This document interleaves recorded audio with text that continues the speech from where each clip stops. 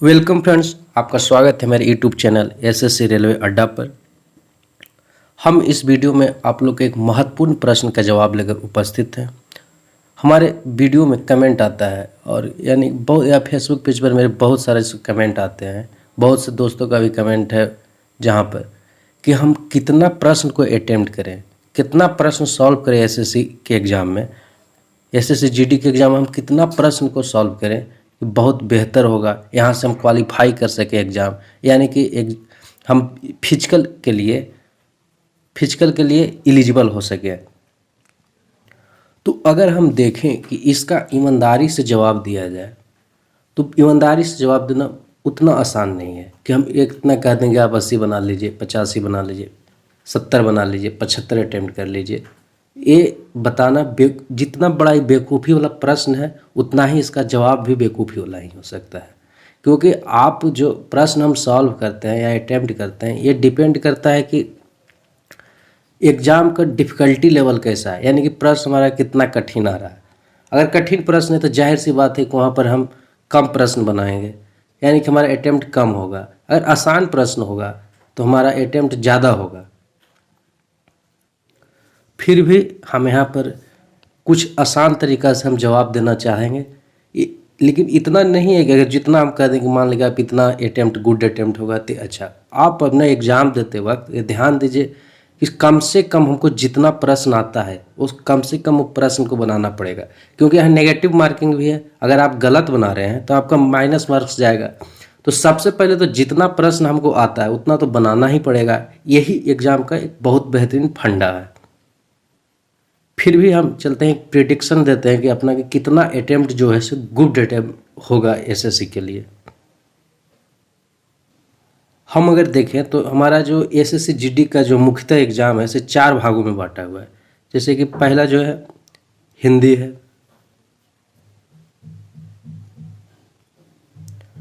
फिर अगर हम यहाँ पर देखें तो मैथ है, तीसरे पार्ट में रीजनिंग है, और चौथा पार्ट में जो है जीके जीएस है। तो इसके डिफ़िकल्टी लेवल के हिसाब से हम देखते हैं कि कितना अटेम्प्ट हर पार्ट में हम लोग को करना बहुत ज़रूरी होना चाहिए, मतलब उतना करना चाहिए तो जाकर एग्ज़ाम में हम सफल होंगे।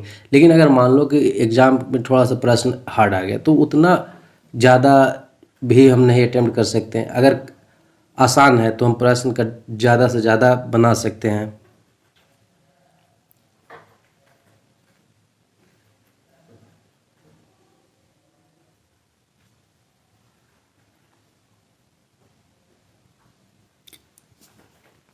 अगर हम देखें पार्ट वाई पार्ट अपना, तो हिंदी का जो सिलेबस है तो उस हिसाब से हम देखते हैं इसमें आराम से देखिए 20 से 22 प्रश्न कम से कम सॉल्व कर सकते हैं।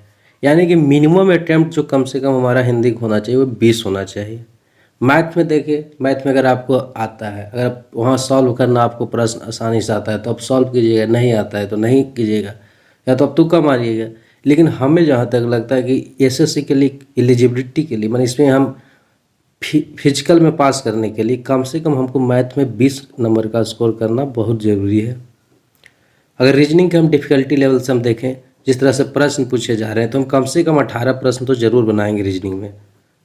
और अगर हम जीएस को देखते हैं तो जीएस में कुछ प्रश्न कठिन होते हैं, कुछ हार्ड, कुछ नॉर्मली बहुत आसान होता है, जैसे कि गंगा नदी कहाँ से बहती है, गंगा नदी के शहर, तो बहुत सारे आसान आसान प्रश्न होते हैं। तो हम यहाँ कम से कम 17 से 18 प्रश्न हम कर सकते हैं।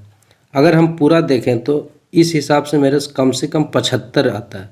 यानी कि अगर मिनिमम जो अटेम्प्ट होना चाहिए ये 75 है। ये ज़रूरी नहीं कि 75 है, इससे अब कम भी हो। अगर क्वेश्चन डिफ़िकल्ट हो गया तो 75 से कम भी जा सकता है, क्वेश्चन आसान है तो इससे ज़्यादा भी जा सकता है।